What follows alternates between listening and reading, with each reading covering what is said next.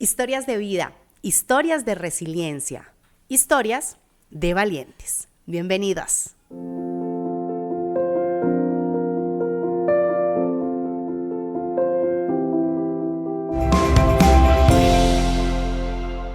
Familia hermosa, bienvenidos a este primer episodio de Historias de Valientes, este nuevo espacio que desde la Clínica para la Familia hemos pensado y soñado para todos y cada uno de ustedes con el objetivo de llevarlos a entrar en contacto con historias de hombres y mujeres como tú, como yo, que han vivido, que han sufrido, que han reído, que han llorado, pero que en medio de todo han encontrado la valentía suficiente para poder elevarse por encima de sus circunstancias y encontrar así su propósito de vida.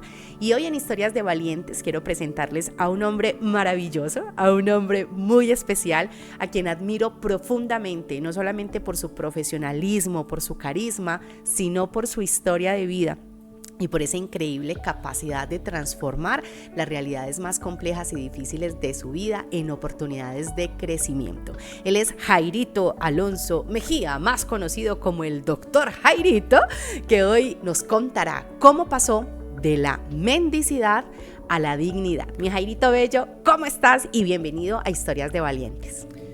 Eli, buenos días. Muchas gracias por esta invitación. Me siento como siempre en casa. Estos espacios son maravillosos. El poder contar nuestra historia y poder servirle a muchas otras personas también de inspiración, porque nuestra vida también se convierte en un testimonio. Entonces, feliz de estar acá y muchas gracias. Jairito, gracias a ti, gracias por aceptar esta invitación y gracias por permitirnos tomar tu historia de vida, tus realidades, tus vivencias como una oportunidad maravillosa de crecimiento para que todas las personas puedan así crecer, avanzar y encontrar esperanza. Hoy vamos a hablar entonces de cómo pasaste de la mendicidad a la dignidad y quiero decirte que me emociona mucho hoy comenzar Historias de Valientes contigo, porque estamos a las puertas de que realices ya de manera autónoma e independiente el grupo terapéutico El Camino del Adiós.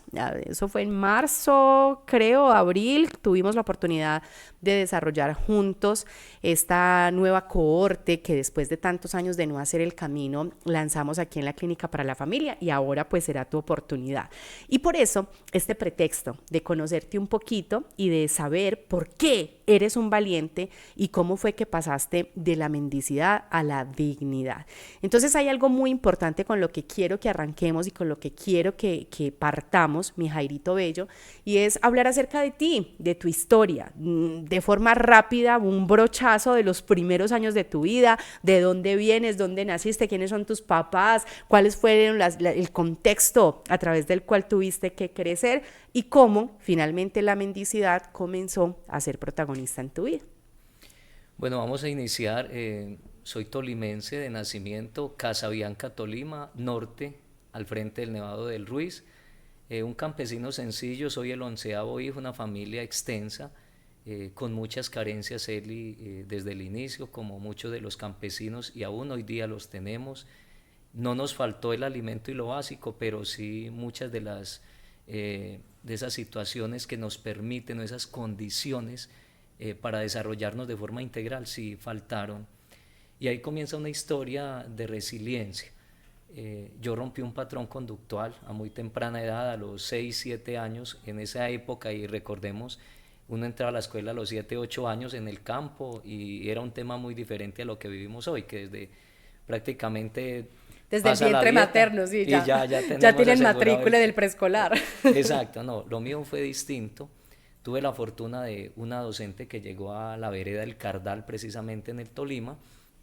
Me permitió a los 5 años estar aquí cerca de otros estudiantes y me convertí como en la mascota del grupo. Entonces a los 5 años yo comencé ese proceso escolar alrededor de ya estudiantes de 8 o 9 años, pero fue algo maravilloso porque en ese momento descubrí que tenía unos talentos y unas habilidades, entre ellas el canto, la poesía, la música, y ese fue como mi carta de presentación. Entonces me permitieron aprender a leer y a escribir, a estar ahí, a aprender otras situaciones, y eso fue muy significativo. Pero esa historia no fue tan buena a la larga porque también al estar con otros estudiantes más grandes comencé a sentir incluso lo que llamaríamos hoy bullying, cierta envidia por lo que yo tenía unos talentos y se fueron incluso apagando en el momento porque no se me permitía como tener esos espacios. Luego cambiaron de docente y vino un momento muy difícil en la vida porque llegó un profesor muy estricto de esa época, de Martín Moreno, el que saca lo malo y deja lo bueno. Entonces, una anécdota muy importante es que me pasó a leer y yo apenas estaba en los primeros pinos de la lectura y me amenazó con una rama de café y me iba a pegar. Entonces, hasta el sol de hoy me tiré por la ventana, dejé hasta los cuadernos que tenía ya iniciales y me retiré de la escuela. Entonces, volvió mi mamá y mi papá a ser mis primeros maestros, hasta que hubo un nuevo cambio ahí en la escuela de la vereda. Entonces fue muy especial ese momento porque volví a retomar después de haber frustrado como ese primer inicio. Pero ya había tenido unos primeros pinitos y había salido a cantar, a declamar poesías, el rin rin renacuajo, todo aquello de Rafael Pombo y las fábulas de Esopo, que las traemos nuevamente. Entonces ya ahí, por necesidad, tuve que pasar a una escuela ya urbana, al municipio de Casabianca, y ahí comenzó una de las tareas más fuertes en mi vida porque se estudiaban 2 jornadas. Entonces yo salía a las 5:30 de la mañana, cogía camino casi 2 horas hasta el municipio, a las 8 entraba a estudiar, salía a las 12, iba a almorzar a mi casa nuevamente, eran casi otras 2 horas y estaba llegando tipo casi 3 de la tarde a estudiar hasta las 6 y luego regresar. Entonces fue un estudio de primaria bastante fuerte, pero se hizo con mucho amor. Ahí comenzó una historia también de mi vida porque me separé simbólica y prácticamente de mis papás también de forma real. ¿Por qué? Porque hubo una situación de que o estudiaba o estaba con ellos. ¿Cuántos años tenías ahí? Más o menos 7, 8 años comencé a caminar y a recorrer mucha situación. Bueno, vienen momentos muy difíciles en el Tolima. Casabianca llegó a ser en su momento uno de los municipios más violentos, con más muertes.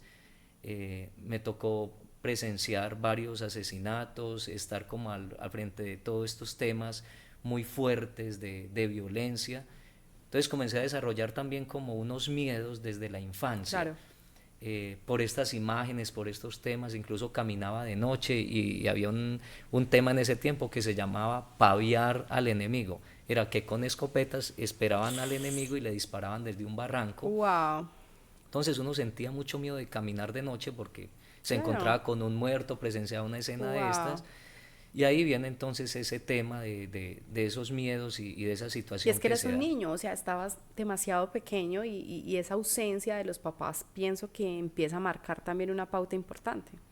Sí, de hecho, cuando ya entré a cuarto de primaria, por ese tema de desplazamiento y a veces llegaba tarde al segundo bloque del estudio y eso me generaba también bajas en la disciplina, tomamos una decisión con mis papás de comenzar a vivir en casas distintas y ahí comienza un tema de mendicidad, no solamente afectiva por una pareja, sino mendicidad por los papás. Literal. Porque Y, sí, perdón, Jairito, que te interrumpa, porque hay una cosa muy importante y me alegra mucho que toques ese tema, porque a veces no nos damos cuenta de cuál es el origen de nuestra mendicidad. De hecho, es una de las cosas que trabajamos en el camino del adiós.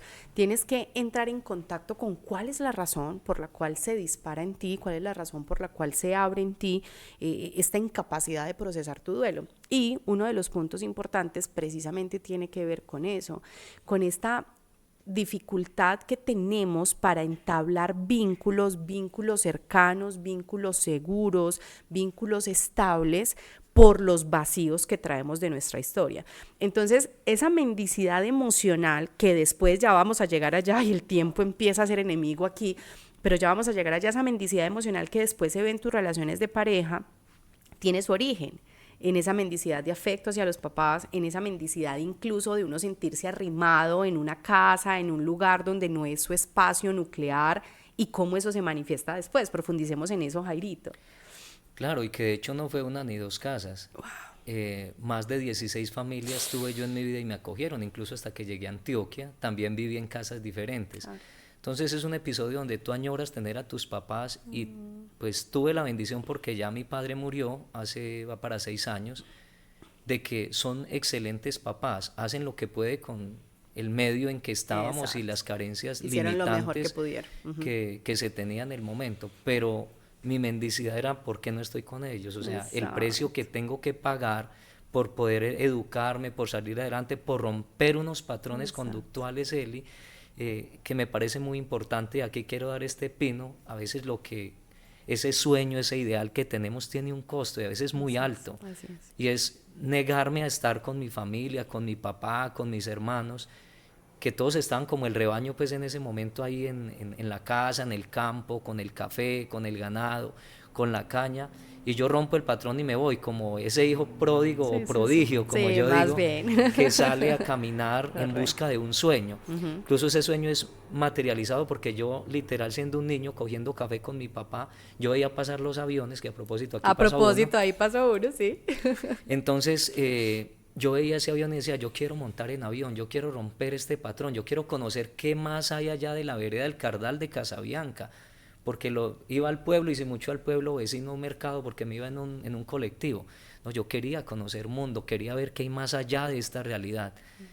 Y precisamente en quinto de primaria pues comienzo a vivir con unos tíos, situaciones muy carentes también, a veces situaciones muy difíciles porque dormía en el piso, en una estera, con lo que había para cobijarnos, madrugaba, allá llamamos encerrar o traer terneros, o en la mañana vaya traiga la vaca, o sea, seguí funcionando con temas que para mi edad considero, y hoy como psicólogo veo que no Exacto, fue lo adecuado, exacto. pero es la historia que debo Es lo que abrazar. había, exacto. Ujú. Entonces ahí logro sacar adelante todo este tema de la primaria, luego paso al bachillerato, tengo la fortuna de que una hermana ya llega a vivir al pueblo y también me acompaña esa parte, pero sigo viviendo fuera de mis padres. Ok.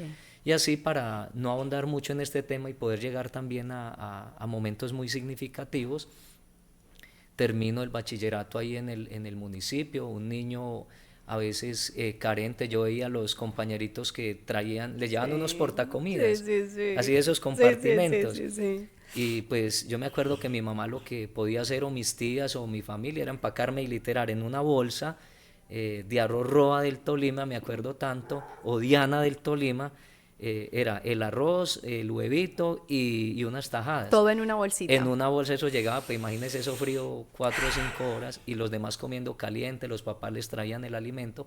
Entonces yo ahí comienzo a sentir un dolor muy profundo, una mendicidad, y yo decía, bueno, ¿por qué mi papá no puede venir? Y uno de niño pues que se imagina, y de adolescente, toda esa situación. Claro. Pero resignifico eso en ese momento y tuve un apoyo muy grande desde la espiritualidad, y no me faltaba la Eucaristía dominical, el estar permanentemente con el sacerdote, y él me ayudaba como a suplir ese vacío. Y ese estar pegado a Dios me permite no desarrollar esa rabia, esa ira, de la cual también tramitamos en este camino de la Dios, sino a resignificar y decir, voy a utilizar todo este dolor, este sacrificio, para lograr esta meta que tengo. Y así la saqué del estadio. Me gradué en Casabianca, incluso ese sacerdote me dio la posibilidad, y cuando yo estaba en 10º, me acuerdo tanto que era el único joven que iba a un grupo de adultos, es los grupos de oración del padre Ignacio Larrañaga. Me acuerdo tanto, en unos talleres secuenciales, llegó una invitación para Cachipá y Cundinamarca, y el padre dijo, no, pues el único joven, se ganó el puesto. Y me fui, ahí comencé otro tema que Y lo fue el hiciste vocacional. directamente con el padre Ignacio, Con el ¿cierto? padre Ignacio Ay, Dios Larrañaga, eso mío, fue sí, un yo te odio por regalo. eso. No, mentiras, me alegra profundamente y te envidia con envidia de la buena por esa experiencia. Sí, entonces pude hacer esos talleres, y ahí nació lo que llamaríamos mi primera vocación. Terminé mis estudios. Hay una anécdota: trabajé en el cementerio 2 años, saqué más de 600 muertos, limpié ¿Usted qué es cementerio, lo que mejor hacía en dicho. los cementerios, Jairo? Confiese, Sí, pues no confiese. eran Profanaciones. profanaciones, pero sí algo así. Resulta, esa es una anécdota que incluso aquí la tengo en mi anillo. Exacto. Aquí está representada. Ajá. En esa época, en los municipios, las personas se forraban las cajas en oro o en plata. Y me gustaba más el oro porque tenía más valía. Entonces muchos de los difuntos yo les pedía permiso, y gran parte Ah, de tú ese les oro, sí, pedías sí. permiso, Y sí. les devolvía la caja de dientes, pero Ah, sin el casquete de ah, oro. ok, ok. Ujú. Entonces fue unas anécdotas impresionantes. Allá me forjé, terminé el bachillerato incluso pagando con parte de ese dinero que me dio el sacerdote, y con el oro pues que saqué. Y aquí está materializado, porque parte de ese oro aquí está en el anillo de En matrimonio. tu argolla de matrimonio. Esas cositas, alcances de Jairito. Voy a hacer un énfasis, Jairo, en esta parte que compartes, porque Para mí es inevitable conmoverme al escucharte y yo pienso que una de las razones por las cuales en la Clínica para la Familia nos dedicamos a hacer lo que hacemos y trabajamos con tanto amor y con tanta pasión por las familias es porque pensamos precisamente en todos esos niños, en todos esos adolescentes que nos representan y en todo aquello de lo que estas familias carecieron y que hoy es nuestro deseo que más y más familias puedan formarse de una forma distinta para poder entregar eso y para poder dar eso. Entonces yo te escucho y me imagino a ese pequeño Jairito con todos sus talentos, con todos sus dones, con toda su esperanza, su deseo, pero con unos vacíos muy profundos y de una índole muy importante, porque es que no es lo mismo que a ti te falte el perrito que se te murió cuando eras niño, que es muy doloroso, por cierto, a que te falten tus papás y a que sientas eso que acabas de describir, que el precio de poder salir adelante, el precio de convertirte en un profesional, el precio de poder marcar una diferencia en tu historia, sea la ausencia de lo que sin duda para todo niño y niña es fundamental, que es el amor, la presencia, la compañía. Pero me parece muy bonito cómo Dios empieza a entrar en el escenario y cómo a través de estos talleres y cómo a través de la experiencia de la parroquia y cómo a través de esta realidad comienza Dios a llenar esos vacíos de tu corazón, de tu historia y a darte una dinámica diferente. Y mencionaste entonces ahora la palabra vocación. Comienza entonces una vocación allí, un llamado. Háblanos un poquito de eso. Sí, Eli, hablando de eso, para mí el fin de semana era lo más hermoso, porque era poder ir y conectar con mis papás. Yo no veía la hora que fuera viernes Exacto. 3 de la tarde y salir corriendo a encontrarme y estar. Yo no quería que el fin de semana pasase porque era el espacio que yo podía estar con mis padres. Y no obstante, el lunes era el duelo de decir, me voy a estar con mi tía, a estar en lugares donde sé que son carencias. No tengo este cobijo, pero tengo la esperanza. Dos temas que marcaron mucho la pauta en todo este tema vocacional fue la muerte de dos hermanos míos de forma violenta. Uno lo asesinan por robarle la producción. Él había vendido su cosecha de café, iba con sus mulas y con todo lo que le habían dado por el café y lo esperan en el camino y lo asesinan de una forma vil, incluso con mucha sevicia. Yo veo ese dolor de mi padre, de mi madre, de mis hermanos. Yo siendo un adolescente también guardo mucho dolor en ese momento en mi corazón, que si no hubiese sido por todo este proceso vocacional, siento que incluso pude haber cometido errores en Claro. temas de violencia o de venganza en ese momento. Uno de los hermanos mayores toma la decisión de irse porque no soportaba, si me encuentro con esos hombres que mataron al hermano, o los mato o me asesinan.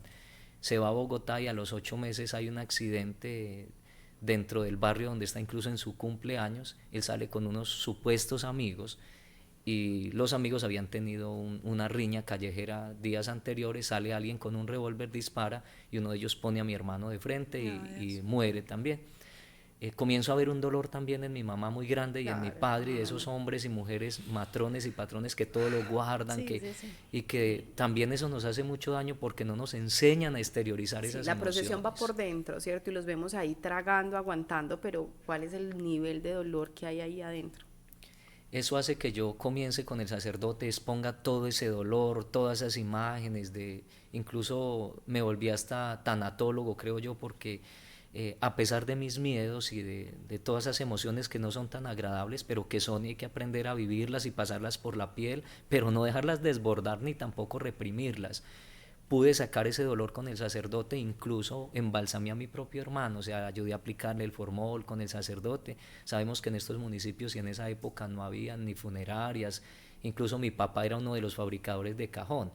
El único que no fabricó fue el para mi hermano, porque pues no tuvo ni el tiempo ni nos íbamos a imaginar que fuera de esa manera. Pero todos esos procesos frente a la muerte, por un lado me fortalecieron, pero por otro me llenaron también de angustias y de miedos. Tramitando eso con el sacerdote me di cuenta que tenía vocación, y el sacerdote me apoyó y me encardinó a la diócesis del Líbano Honda en el Tolima. Y de hecho él y todas las personas que aquí nos escuchan, y aprovecho para darles nuevamente un saludito, decirles que gracias a ese apoyo de ese sacerdote, gracias a ese apoyo incondicional de mi familia, recuerdo tanto, mi mamá cogió una alcancía que tenía, la rompió, sacó sus monedas, me empacó 3 mudas de ropa literal que habían medio buenas, porque uno en el campo también era el tema de heredar lo de los hermanos mayores, y me dice, hijo, esto es lo que tengo, y con mucho amor, y mi papá sacó un billete de 500 pesos y uno de 200 caturra de esa época, me acuerdo. Con eso salí, me vine para Antioquia apoyado por la diócesis, llegué a La Ceja y ahí estuve 4 años. Fueron 4 años donde mi primer año, recuerdo, casi nunca concilié el sueño por todas esas imágenes, por todo ese proceso. Todo eso que traías. Desarraigarme de una cultura, es un duelo de separación de los padres, de la cultura, del campo, del olor a campo, y llegar a una parte muy citadina y un lugar muy distinto con otra cultura. Y algo que me dio muy duro inicialmente no fue tanto socializar, sino el tema académico. O sea, yo llego a un rigor académico donde yo, con vacíos en la ortografía, vacíos en la lectura, con esos miedos infundados por unos docentes, vos no sabes leer, vos no sabes, no servís para nada, como fueron tratos en un momento. Y yo recuerdo mucho uno de los docentes, y ese no lo acuerdo con mucho cariño, sino con mucho dolor, porque las huellas nómicas del cerebro o nos guardan lo que nos generó dolor o lo que nos generó placer. Viene completo. Viene ahí. Entonces, llegar a un sitio donde me acogen, pero con tanta carencia, tanta limitación. Yo nunca tenía visitas en el seminario, mi familia estaba muy lejos. Entonces me volví un estratega en el seminario y me gané el cariño de los sacerdotes, de las religiosas, y me compenetré con esta situación de una forma muy bonita. Llegué a ser incluso, pasé de recoger los huevos de las gallinas, limpiar las cocheras de los cerdos del seminario, todo lo que yo sabía hacer del campo, a lavar carros, todo eso que yo tenía en el momento, a terminar a los 4 años era el académico general del seminario. O sea, viví como paso a paso todos esos momentos. Pero aquí viene un punto bien interesante, y es donde nos vamos a centrar unos minutos a mirar dónde realmente comienzo a sentir lo que es la mendicidad en la parte afectiva. Una pregunta, Jairito. Hasta este momento no habías tenido una experiencia afectiva con ninguna chica, no habías tenido noviecitas, por ahí tinieblas del pueblo, de la vereda. ¿Llegaste sano, inocente al seminario? O cuéntanos un poquito qué había pasado, porque ya eras un jovencito. Claro, sí, yo de hecho a los 18 años salgo del colegio y voy, no, yo también fui travieso y por ahí tuve mis cosas. Más o menos entre los 15, 16 años, que es la época normal como para nuestra época, pues por ahí con los primos también fuimos descubriendo esa parte sexual, y ahí con las compañeritas de otros grados. Incluso otra situación que me ha caracterizado es el deporte. Entonces yo era arquero de fútbol, de microfútbol, era muy buen jugador de baloncesto. Entonces eso hacía que también por ahí en las saliditas a los otros municipios del colegio, pues uno se echara por ahí su canita al aire, o se diera sus besitos por ahí, como decíamos nosotros, o diera su credencial, que era la carta de presentación, o la chocolatina en ese momento. Sí, de hecho, pues no llegué virgen y mártir al seminario, ya había tenido pues mis relaciones sexuales, pero no fui así como tan desfogado tampoco, y como era del estudio al trabajo y de la finca al colegio, pero sí tuve por ahí mis amores y mis situaciones, pero no fue tan desbordante ni fue el tumbalocas como decíamos en ese momento, correcto. ¿Cierto? Ajá. El Don Juan del pueblo, no, sí. Pero sí tenía también mi situación afectiva, o sea, no llegué virgen y mártir al seminario, eso. Ya había probado mujer, como decimos nosotros allá, ya sentía que era esa piel femenina, eso ya había pasado, ya habíamos tenido ese momento. Okay. Y incluso eso me sirvió mucho en el seminario para comenzar ya a entrar en este proceso. Pero más que eso, Eli, ¿sabe qué me dio muy duro? Sacar esas imágenes que traía de esas situaciones de muertos, incluso de violencia, de mi hermano, de miedo, violencia. Claro. Era como una sensación, hoy llamaríamos como una especie de paranoia, digo yo, como... Ese era el fantasma que te atormentaba bastante en ese momento. Listo, entonces adentrémonos en ese tema de la mendicidad emocional. ¿Qué es lo que pasa entonces que comienza a ser tan evidente ese aspecto en tu vida? Eli, y tiene que ver con esto que estamos hablando. Imagínate una cosa bien importante, como yo había probado mujer y ya estaba, como dice San Pablo, el aguijón de la carne por ahí, entonces pasó algo muy especial, y es que yo entré al seminario y creo que forcé un poco mi naturaleza, o sea, comencé a sublimar, que es el término que utilizamos en la vida espiritual, en la vida religiosa y consagrada. Entonces, claro, fue mucho el esfuerzo porque venía pues picadito por el aguijón, me hacía mucha falta mi familia, esa parte afectiva, y comencé más bien como a reprimir esa parte también sexual, y llegó un momento donde, siendo tan exitoso en el seminario, porque incluso cuando me dieron el tema de lectorado y acolitado, que son las órdenes menores del seminario, y los pongo el contexto, nosotros vamos, en la medida que vamos avanzando en la formación, nos van dando como unos servicios y unos ministerios. Entonces el primero que se le da al sacerdote se llama acolitado y lectorado, o sea, nos consagran, nos ponen un alba y nos dicen ya son aptos y consagrados para servir en el altar como acólito, no alcohólico, sino No alcohólico. acólito. Ok, ok. Sí, sí. Acolitar es servir, es ayudar, no es bebes el vino. No, no, no. Entonces en ese momento a mí no tuvieron que hacer reunión los sacerdotes, o sea, era como tanto el compromiso que tenía. Me acuerdo ese año que fue primero de teología, porque son 3 años de filosofía y uno de teología. Ahí iba yo, porque realmente faltaban otros 3 años, son 4 de teología para que le den a uno las órdenes de diaconado y luego del presbiterado, el sacerdocio. Resulta que feliz ese año, tenía muchos benefactores, me dieron liturgia de las horas, estaba en mis mieles, o sea, estaba en el momento más importante y ya decía, esto es lo mío y aquí. Entonces ya esa era mi vocación, mi servicio, y me sentía pleno, feliz. Las misiones, eso era una locura. Yo era seminarista de botas, a mí me mandaban en la diócesis para las veredas más lejanas, me daban los chicharrones más peludos y demás patas, eso era una cosa loca. Entonces había incluso una presión muy grande porque me tenían muy direccionado. El obispo llegó un momento donde me becó, yo comencé a cambiar como toda esa situación en el seminario, pero todo tiene un precio. Y ahí fue el momento donde yo sentí que todo ese proceso que había vivido, esa mendicidad, esa necesidad, ese vacío, ese hueco que venía desde mi infancia, ahí cobró razón y me devastó. Entonces me fui a Bogotá a visitar una hermana, llegué y toqué a la casa de mi hermana, no estaba, toqué donde una vecina, donde pues una de esas hijas había sido novia antes de entrar al seminario. Ay, y cuando llegué ya no estaba ella, sino que estaba la hermanita. Imagínese uno después de 4 años guardando vigilia, ya no tiene espermas, sino espermatosauros, ya es una telaraña que hay, por Dios santo y bendito. Entonces se imagina ese momento donde yo llego, la chica literal ovulando, ese óvulo en tercio medio de la vagina, por Dios santo, o sea, todo se alinea y yo bien cargado, nos vemos, nos conectamos, a mí se me olvidó que era seminarista, mejor dicho, pasó lo que pasó, y hay un mito, Eli, las mujeres vírgenes se quedan en embarazo. Ave María, ni se diga.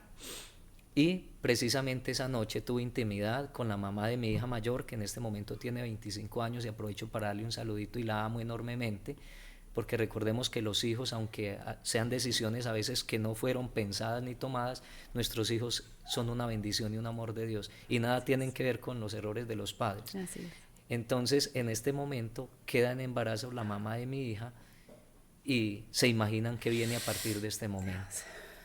Decisiones muy fuertes, pero muy ubicadas también desde lo que he venido trabajando, desde la honestidad, desde lo que me forja como ser humano, que es ir de cara a una meta. Llamo al seminario, inmediatamente le digo a mi rector que había tenido este episodio y que la muchacha estaba en embarazo.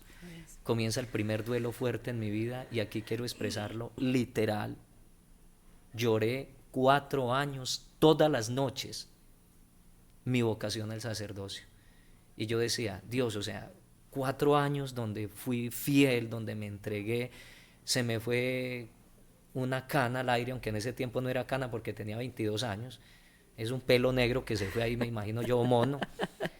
Entonces ahí comienzo a sentir y a poder sentir dentro de mi piel y decir, Dios, o sea, realmente cuánto daño este tema de no conectar, de no tener esta seguridad afectiva, de no romper este patrón, hoy también en mí está cobrando. Y entonces esa es mi primera mendicidad emocional, yo llorar no por un afecto carnal humano, sino por un afecto espiritual como vocación, pero paralelo el tema con la mamá de mi hija, con quien intento, y ahí comienza otra mendicidad porque yo no sabía cómo ser papá, cómo ser esposo, si toda mi energía estaba concentrada en otro proyecto. Y tu proyecto estaba en otra cosa, estaba claro. en el sacerdocio, y entonces ahí viene ese dolor. Yo creo que hoy no lloro en este momento porque fueron suficientes 4 años. Y hoy ya este trabajo, porque lo he hecho en terapia y eso lo recomiendo enormemente. Si yo no hubiese tenido dirección espiritual, Eli, yo me reviento, yo me enloquezco, no sé qué hubiese pasado conmigo. Y si no hubiese consultado, porque la bendición que tuve es que el sacerdote que me acompañaba espiritualmente también es psicólogo. Y yo le agradezco mucho porque trabajamos la parte espiritual y la parte Claro, psicológica. y es que es muy importante, Jairito, de hecho, que vayan de la mano esos dos aspectos. Quiero hacer como dos acotaciones muy puntuales porque el tiempo ya nos va corriendo y quiero que lleguemos a un episodio importante de tu vida afectiva. Y es que mira que todo lo que nos has estado contando en esta historia de valientes tiene que ver con la forma en la que se manifiestan esos vacíos que traemos. La carencia de la presencia, de la seguridad de tus padres hizo que tú empezaras a buscar desesperadamente ese valor, esa valía en el estudio, en la preparación, después incluso en la vocación. Entonces, mira la realidad del seminario, estaba solo, no habían visitas como los demás, que sus padres iban, que les llevaban la comidita, que les llevaban las cositas. Entonces ibas buscando ese amor, buscando hacerte querer, buscando ser amado.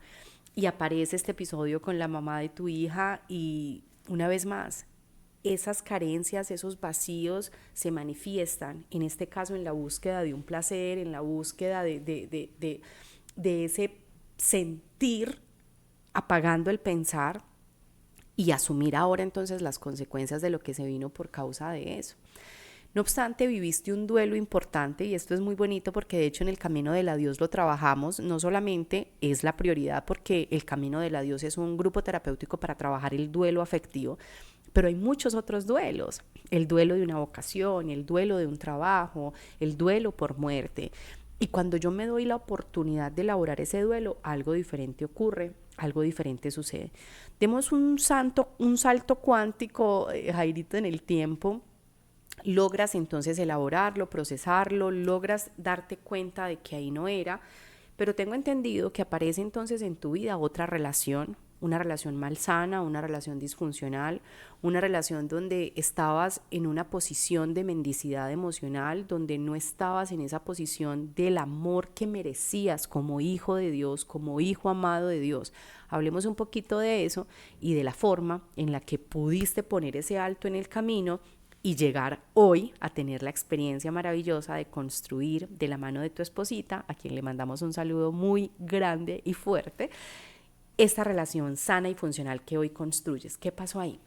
Sí, en ese hilo conductor intenté con la mamá de mi hija un año y hoy doy gracias a Dios porque quemé ese recurso, como decimos nosotros, de Sí, la se canana intentó. quemamos el último Claro. tiro. Y muy importante porque, claro, ¿cómo se llama tu hijita mayor? Kimberly Dayana Mejía Bernal. Muy importante porque Kimberly estaba ahí, ¿cierto? O sea, Dios escribe derecho en renglones torcidos, siempre lo hemos dicho. Y como tú lo acabas de enunciar, muchas veces nuestros hijos no fueron planeados, no fueron buscados, pero sí bienvenidos. Y había una apuesta y un deseo de, bueno, ya Kimberly existe, vamos a apostarle a esto y se intentó. Pero a pesar de que se intentó, no funcionó. No funcionó y ahí comencé a sentir esa primera mendicidad ya afectiva frente a una mujer, porque el otro, lo que habíamos hablado eran situaciones muy esporádicas, pero esto es lo primero y hay una hija.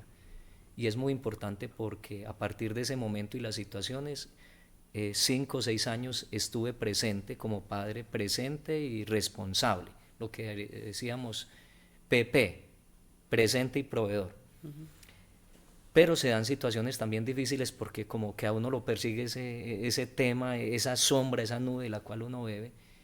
También mi suegro en ese momento, un santanderiano bastante fuerte, incluso con amenazas y casi arma en mano, se presenta una situación incómoda y yo tomo una decisión de retirarme por evitar una situación más grave. Paso un lapso de tiempo sin estar con mi hija, entonces es otro duelo durísimo. Wow. Porque no es seminario, no es No la es mamá de papá. mi hija, no estoy Oh, paternando, son situaciones muy difíciles. Pero en ese momento, claro, todos esos vacíos, aparece otra persona un poco mayor que yo, y claro, toda esa búsqueda, ese vacío hace que en ese momento pues conecte con ella y es una relación que pienso que es más desde mendicidad, desde necesidad incluso, aunque se entrelaza también esa parte afectiva, una mujer y realmente mayor. Viví momentos maravillosos con ella, fueron situaciones significativas y agradezco mucho también esa experiencia porque nos ayuda a madurar, pero en el fondo nos damos cuenta que no es que estamos en el no es lugar la realidad, equivocado, estamos en el exacto. lugar equivocado.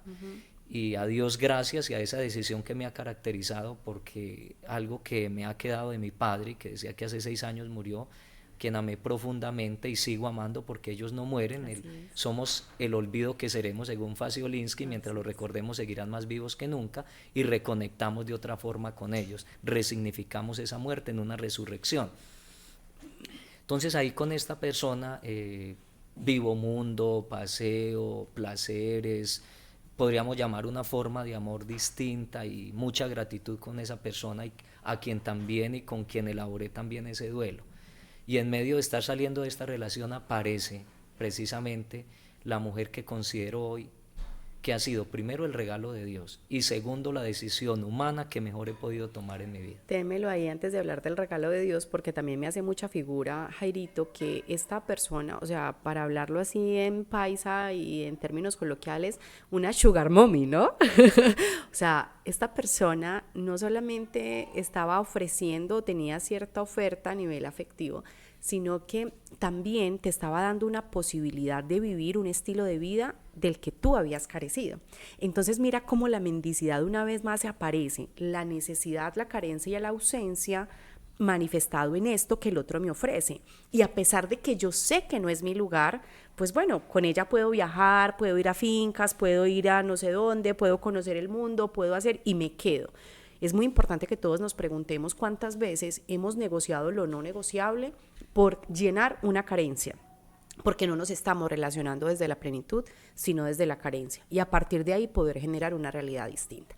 Y aparece entonces en escena ese regalo de Dios, esa promesa del cielo y esa mujer con quien hoy puedes construir una relación, de esas que es el mensaje que yo quiero dejar, Jairito, que tú miras atrás y dices, ¿cómo es posible que yo haya vivido tantos años de mi vida lejos de esto? Cuéntanos, ¿qué pasó? Lo primero que hice, Eli y queridos, ¿cómo decimos aquí? Facebook videntes, YouTuber videntes, Valiente videntes. No, esa es una maravilla, mejor dicho, esa tríada ahí digital. Pregunte que nos por está... lo que no vea. Excelente. Hay un momento supremamente...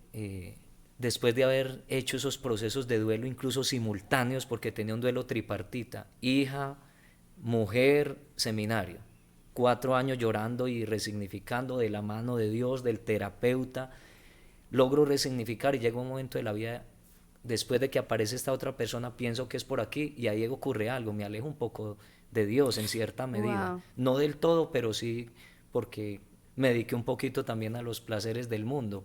Ahí los hedonistas nos aportaron terreno.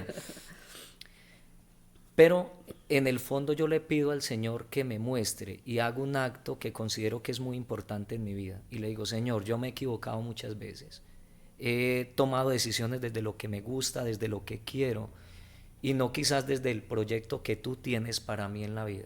Entonces, Señor, si no era la vocación al sacerdocio, si no es la vocación a ser un buen padre, un buen esposo, mostrame, tampoco es esta relación que tengo en el momento.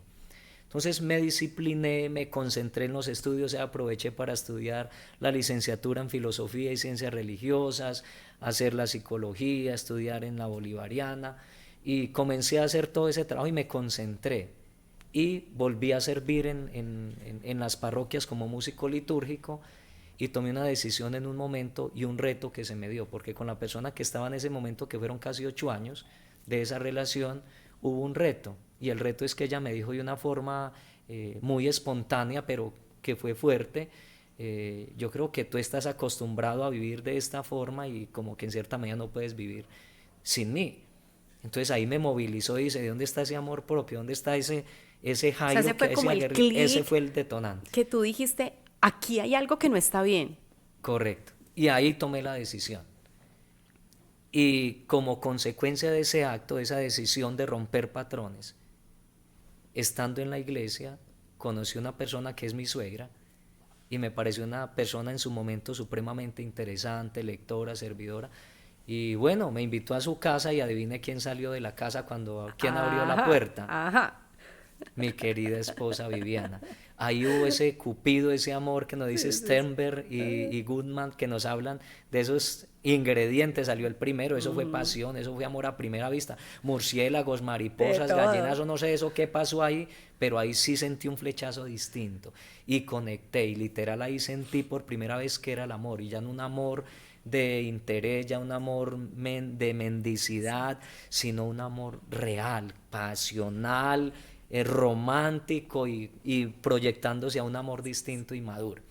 Entonces ahí conectamos y comenzamos. Y tenemos anécdotas muy bonitas y quiero compartir unas, qué rico más, pero nos Ay, hicimos este novio en un tiempo que no semáforo. ayuda. Sí. Veníamos de una cancha de tejo porque yo del Tolima era jugador de tejo. Ella me acompañó, yo con la cerveza en la cabeza, íbamos pasando un semáforo. La veo yo y la veo tan linda, y no sé si fue el efecto de 2 o 3 cervezas que tenía encima, pero no, eso era del más profundo. Y le digo, Viviana, mi amor, ¿quieres ser mi novia? Y ese semáforo en rojo, y le dice, tienes tiempo mientras eso cambia, o sea, estamos hablando de segundos. Y ella mira y se confunde, se sonroja y me dice, amor, no sé, pero sí, tenga. Eso cambió a verde y tenga para acá el beso, luz verde, lo Ok, llamo yo. literal. Y ahí comenzó esa relación muy bonita, y que de hecho pues llevamos hasta hoy 18 años, 3 de noviazgo, 15 de matrimonio. De hecho también el matrimonio lo pedí de una forma muy bonita, o cuando entrego el anillo lo hice en un sitio en Laureles que se llama el alicate, porque me parece que es una herramienta que puede unir pero también puede cortar. Tiene las 3 funciones incluso, dobla, corta Y une. y une el alicate. Entonces allá tuvimos también un momento muy importante, y en medio de tantas carencias, Eli, económicas, deudas de la universidad, situaciones que también yo lo he revisado con mi esposa y no pensamos en el momento, que ese fue como el pedacito que hoy estamos incluso terminando de subsanar y de trabajar por mejorar esa otra parte.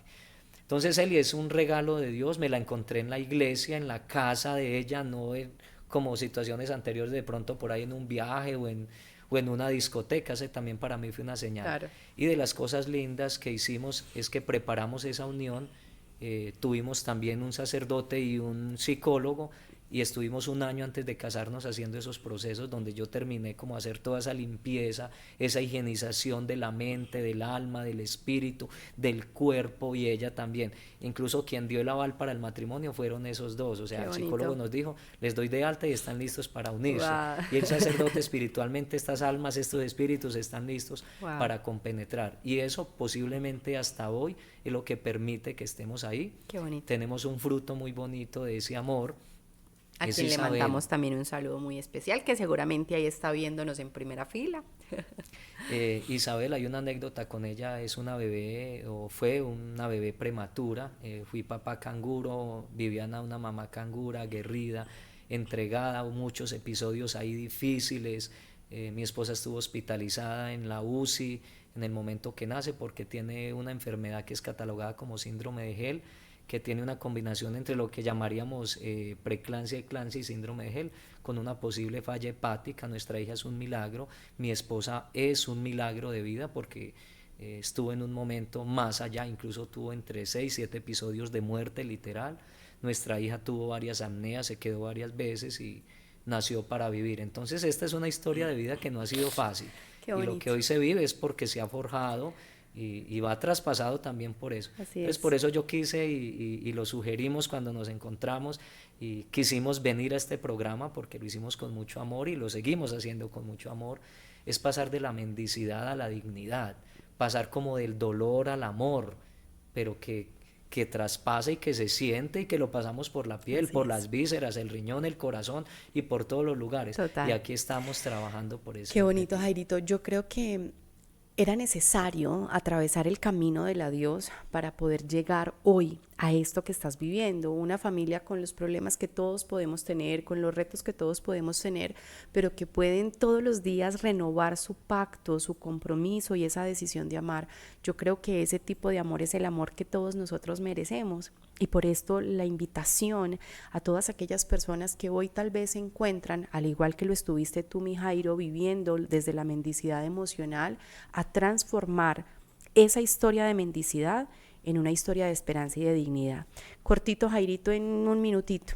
¿Qué decirle entonces a aquellos que hoy están viendo esta entrevista, este programa, este espacio, que se sienten en ese lugar en el que tú estuviste, en el lugar de un niño carente, en el lugar de un niño en soledad, en el lugar de un adolescente sin una orientación, sin una guía, en esos múltiples duelos, en esos múltiples vacíos, en relaciones malsanas, disfuncionales y que tienen miedo y que creen que no hay más para ellos, pero que hoy necesitan recorrer el camino del adiós para poder pasar de la mendicidad a la dignidad. ¿Qué decirles a ellos?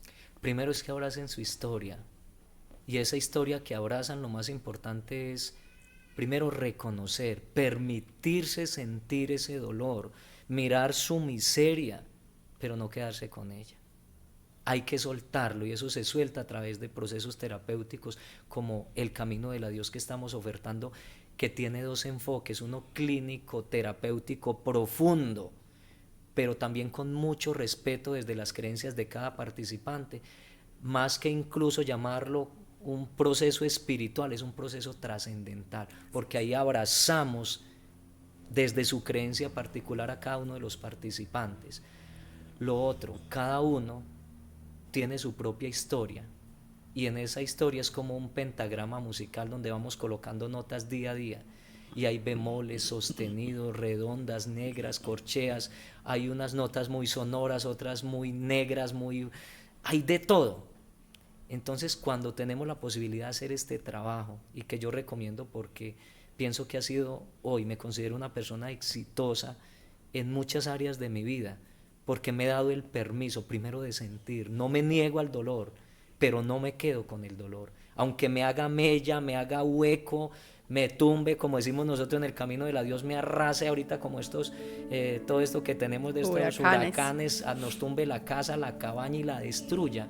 Podemos construir desde las ruinas, siempre y cuando estemos de la mano de esa deidad, de ese Dios en quien creemos y de la mano de la ciencia que tanto aporte nos ayuda.